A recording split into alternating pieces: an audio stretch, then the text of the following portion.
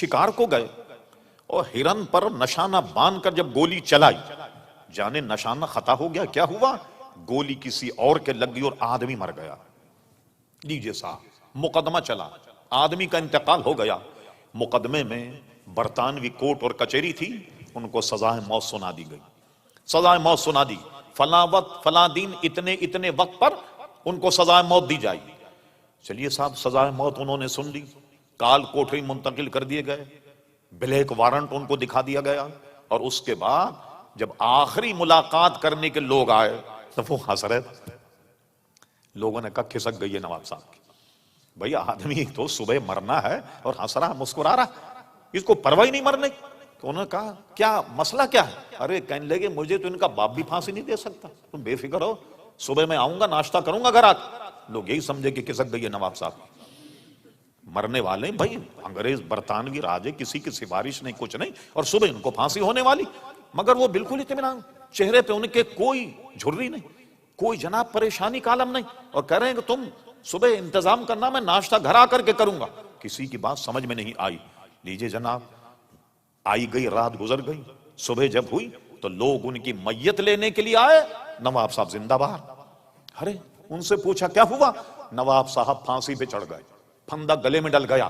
جب بھی نواب صاحب کہہ رہے ہیں تم مجھے پھانسی نہیں دے سکتے، نہیں دے سکتے پھانسی، جو پھانسی دینے والے وہ بھی پریشان تھے، ایسے وقت آدمی کی کچھ ادھر ادھر ہو جاتا ہے دماغ، تو وہ بھی ترجمے بالکل عین وقت تھا بٹن دبانے کا، اچانک کسی نے دروازہ کھٹکھٹایا، اور دروازہ کھٹکھٹا کہا ملکہ وکٹوریہ کی تاج پوشی کی خوشی میں آج جتنے بھی سزا موت پانے والے سب کو معاف کر دیا گیا، سب کو معاف کر دیا۔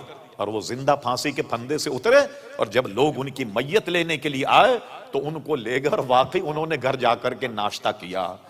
کسی ان سے پوچھا کہ یہ یقین آپ کو کیسے تھا کہ مجھے پھانسی نہیں ہوگی؟ فرمایا بات اصل میں یہ ہے کہ 2 دن پہلے اعلیٰ حضرت فاضل بریلوی میرے پیر و مرشد میرے خواب میں آئے اور مجھ سے کہا نواب امجد علی قسم خدا کی تجھے پھانسی نہیں ہوگی، نہیں ہوگی تجھے پھانسی۔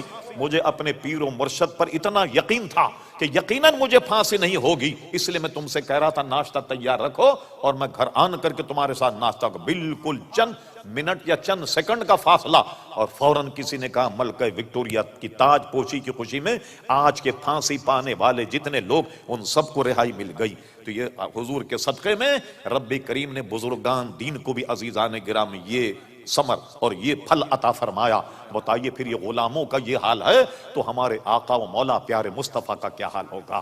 آپ سے میں نے عرض کرا حکم نافذ ہے تیرا، خامہ تیرا سیف تیری، دم میں جو چاہے کرے دور ہے شاہ تیرا، وما ینطق عن الہویٰ ان ہوا الا وحی یوحیٰ۔ اس لیے فرماتے حکم نافذ ہے تیرا، خامہ تیرا سیف تیری، دم میں جو چاہے کرے دور ہے شاہ تیرا۔ وہ زبان جس کو سب کن کی کنجی کہیں، اس کی نافذ حکومت پہ لاکھوں سلام، وما علینا الا البلاغ۔